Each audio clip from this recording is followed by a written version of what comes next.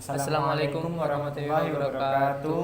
Perkenalkan, nama saya Rizal Azwardi Rahmat. Nama saya Muhammad Rizky Asyam Haidar. Kita berdua akan menjelaskan tentang materi tugas PAI yang berjudul Perkembangan Islam pada masa Rasulullah SAW. Kondisi bangsa Arab sebelum kedatangan Islam masih banyak sekali yang menyembah berhala. Masa kegelapan dan kebodohan dalam hal agama masa itu disebut dengan zaman jahiliyah. Nabi Muhammad SAW memulai untuk menegakkan tonggak ajaran agama Islam di tengah-tengah lingkungan yang sudah bobrok dan penuh kemaksiatan. Meskipun diwarnai dengan berbagai rintangan yang terus mendera, namun ia tetap teguh dalam menyebarkan agama baru yakni agama Islam kepada masyarakat Arab ketika itu. Beliau menerima risalah kenabian pada umur 40 tahun. Pada saat periode Mekah, Nabi Muhammad SAW menyebarkan agama Islam yang baru diterimanya itu dengan dua cara, yakni secara terang-terangan dan secara sembunyi-sembunyi.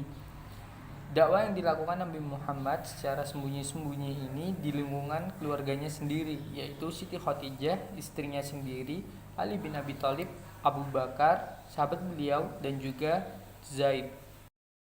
Dakwah yang dilakukan Nabi Muhammad SAW secara terang-terangan dengan menggunakan strategi dengan mengundang kaum kerabat keturunan dari Bani Hashim untuk menghadiri jamuan makan dan mengajak mereka masuk Islam.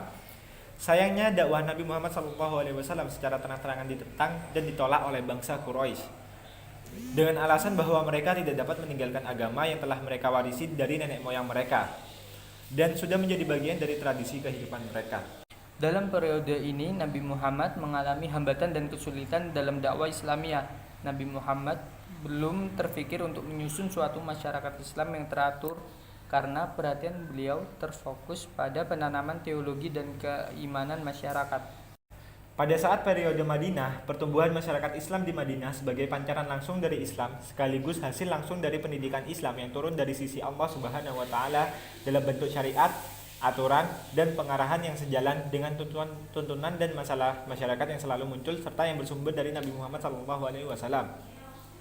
Sebagai contoh ketenangan yang terjadi pada Badar Al-Kubra, peristiwa kekalahan pada Perang Uhud, permulaan Perang Hunain, dan lain-lain. Inilah yang membuat ajaran Nabi Muhammad SAW mudah diterima di kota Madinah. Apalagi masyarakat Arab Yahudi di kota itu seringkali mendengar hal-hal yang berhubungan dengan Tuhan, wahyu, hari kiamat, syaitan, surga, dan neraka. Islam periode Madinah merupakan Islam yang telah mengalami pengembangan dan pemantapan sebagai suatu komunitas beriman. Suara protes telah reda dan ancaman dari kiri kanan dianggap relatif hilang, sehingga masyarakat merasa aman. Dalam periode ini pula, pengembangan Islam lebih ditekankan pada dasar-dasar pendidikan masyarakat Islam dan pendidikan sosial kemasyarakatan. Oleh karena itu, Nabi Muhammad SAW meletakkan dasar-dasar kemasyarakatan Islam di Madinah.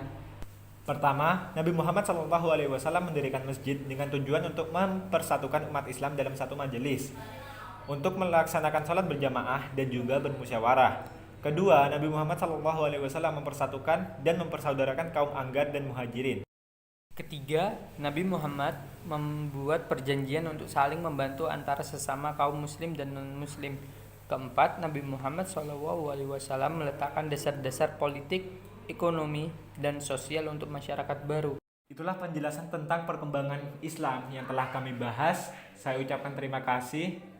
Kurang lebihnya mohon maaf dan wassalamualaikum warahmatullahi wabarakatuh.